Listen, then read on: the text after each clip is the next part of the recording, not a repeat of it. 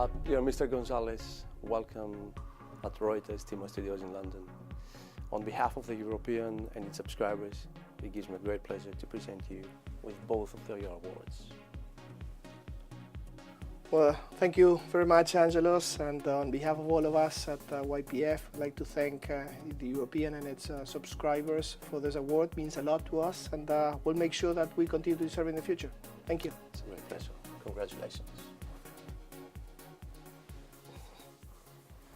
YPF is an integrated and competitive company with a clear national identity in Argentina.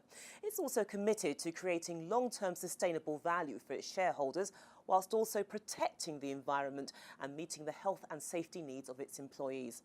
Small wonder, therefore, that YPF has been awarded Leading Company in Investor Relations and Leading Company in Sustainability. And I'm delighted to say that I'm joined in the studio by the YPF CFO, Daniel González. Daniel, a very good day to you. Thank you so much for coming in. There's plenty to talk about with the now and indeed the future, but I want to start by looking at YPF's past because it has an interesting and indeed very rich history, doesn't it? It is indeed. Thank you, Juliet. Well, this is a 98-year-old company that was created in Argentina to start developing oil in the beginning of last century. It has gone through different ownership changes over the last few years, and we are the largest energy company in Argentina, fully integrated, as you said. We're very, very satisfied, very happy with the company that we have created so far. So you're clearly doing something right. And in terms of changes, there have been some changes very recently in the management. Give us an idea about what these changes are and why they're a positive for the company. Sure. Well, our board of directors has recently prompted the creation of an executive committee formed by the business heads of our different business segments, plus the head of corporate, myself, and the head of a new position called transformation that will have responsibility across the different organizations within the company. I think it's a great step that was taken. In addition to that, we have a new head of our most important division, the E&P, the individual that has led our efforts in developing oil and gas, or shale oil and gas, has done a terrific job. Now is taking full responsibility for all of our E&P operations.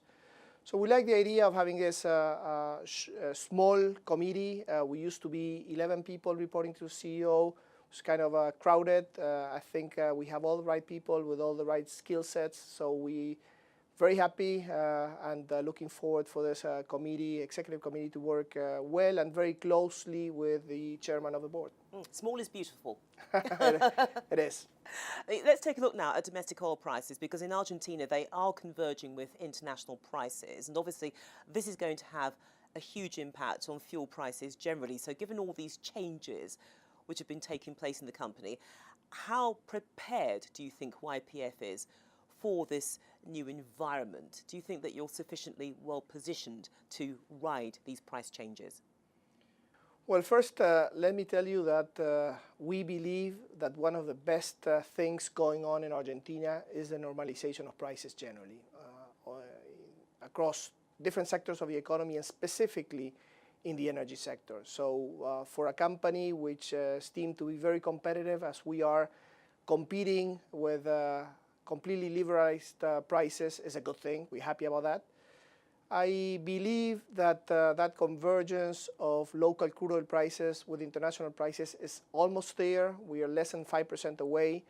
And therefore, when that full convergence occurs, we don't think that it will have any meaningful effect in the price of fuels locally. We do believe that we will have a much more competitive market going forward. We are preparing ourselves for that market. We command 50% plus market share in Argentina, and I think that we are uniquely prepared to face those challenges going forward. Okay, so good times ahead there. Now, I have it on good authority that about 80% of your production is coming from conventional activity, so to speak. Some of them indeed very, very mature. So how do you visualize conventional production evolving in the years to come? Where do you think you'll be? Well, you evidently have good sources. Those numbers are about right, and it's good you ask me that because Most people focus just on the unconventionals, which is, of course, the rosy part of the story. But the bread and butter for us continues to be the conventional production, which has very steep decline rates. Of course, they are very mature fields, those that we operate in Argentina. We are not just sitting there doing nothing. We're putting a lot of money to fight that natural decline, and we have been able to keep it approximately flat in the last few years. And that is pretty much the objective going forward. Secondary recovery is a good part of our oil operations in Argentina. We are finalizing a pilot project for what's called EOR, tertiary recovery, and hopefully we'll start the massive deployment of tertiary going forward. So there's a lot of things that we can do to fight that decline and to make sure that we continue to produce oil and gas efficiently out of Argentina different basins and not just the shale. And I'm glad you've mentioned that word shale, the S word, because when you talk about gas and oil, that's one of the big dynamics in the whole story. And I'd like to know about your shale operations in Vaca Muerta. What are your plans for them? And more specifically, what can you do to make sure that the labour costs there are very competitive? Well, the plans clearly are to continue to grow sustainably, to grow with partners. We have signed JVs with the likes of Shell, Schlumberger, recently Statoil, with the objective of accelerating the development of shale oil and gas in Argentina, which we have been leading so far, and we will continue to lead in the future. Clearly, labor cost is an important component of our cost structure. We signed a very important agreement with the labor unions and with different governments, federal and provincial, to reduce some of the labor costs or to make it more productive going forward.